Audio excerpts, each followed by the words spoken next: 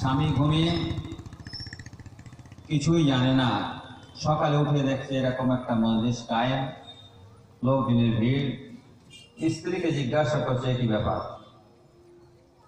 বলে আমি গত রাত্রে দেখতে পেলাম বিশ্বনবী মুহাম্মদ রাসূলুল্লাহ সাল্লাল্লাহু আলাইহি ওয়াসাল্লাম সওদাগর বাড়ির দিকে যাচ্ছে।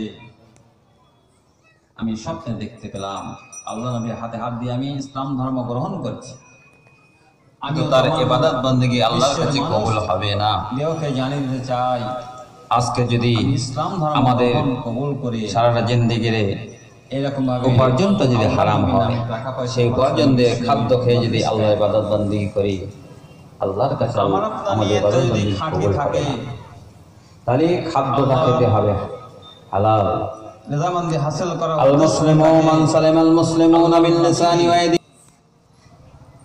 স্বামী ঘুমিয়ে কিছুই জানে না, সকালে উঠে দেখছে এরকম একটা মজলিস কায়েম, লোকজনের ভিড়। স্ত্রীকে জিজ্ঞাসা করছে কি ব্যাপার।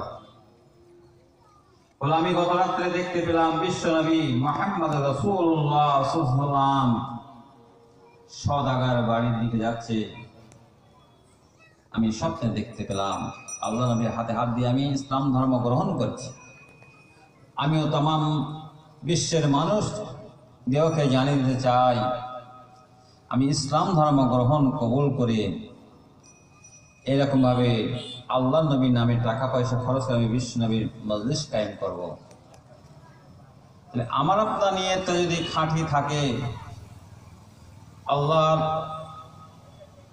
নিজামন্দি হাসিল করার উদ্দেশ্য হয়ে থাকে, আল্লাহর নবীকে যেমন যে পথে আমরা আছি,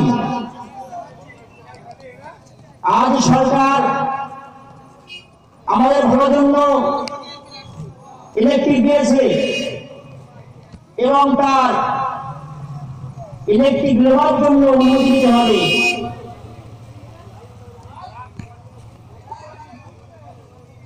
লাইট দেওয়ার জন্য, নিজের ব্যবহারের জন্য সেই কারেন্ট ইলেকট্রিক অনুমতি দিতে হবে।